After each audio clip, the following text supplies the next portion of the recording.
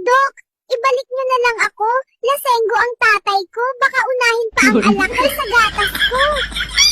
Pwede bang ibalik mo na ako? Bakit naman, baby? Di kasi ako makatulog sa gabi. Lagi nagbebembangan ng mama at papa ko. Ano plano mo ngayong araw? Nothing.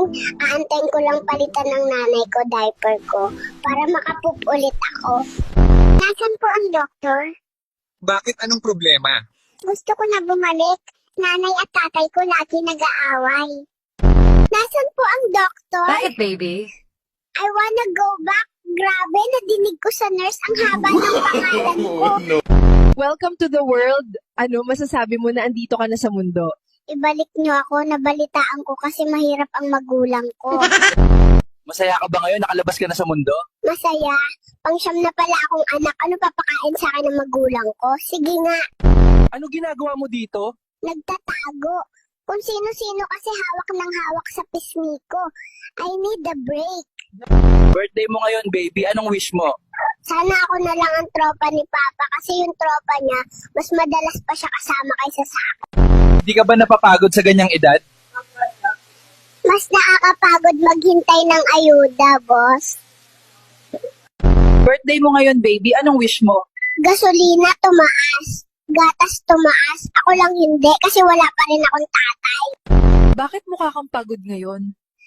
Kada 5 minutes, may gustong makipag-hello sa akin. Kamukha ng daddy, kamukha ng mommy. Ano ba talaga?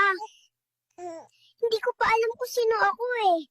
Pagod na mata ko sa flash. Parang artista lang, walang privacy. Ilang pictures na nakuha mo ngayong araw? Kahit kumain lang ako, may picture. Shout out sa mga magulang dyan. Huwag niyong tularan ang ganitong magulang kagaya ng mama at papa ko. Kawawa mga anak. Bakit nandito ka? Ilang araw ka pa lang. Kailangan ko na mag-ipon para sa school ng mga anak ko. Nasaan ang DSWD? Bakit? Anong problema? Laging nag-aaway magulang ko. Kuhanin niyo na lang ako. Ano ang masasabi mo ngayon? Nakalabas ka na. Libre nga magpa-ospital. Kung ano-ano naman ang pinapabili.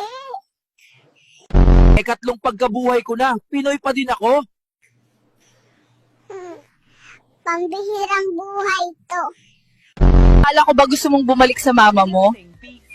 Anak pala ko ni Tanggol, kaya mayaman kami. Sana all. Ganito rin ba nanay nyo?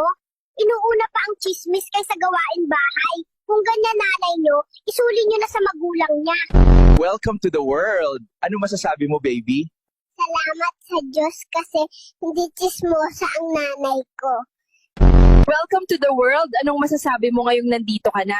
Ibalik niyo ako, nabalitaan kong si Marcos ang presidente.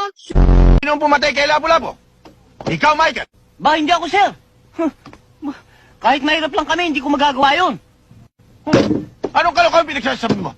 Ang tinatanong ko sa'yo, sino ang pumatay kay Lapu-Lapu? Hindi nga ako, sir, eh. Tarantado ka talaga, no? Gusto ko makausap ang tatay mo. I want you to bring him here. Understand?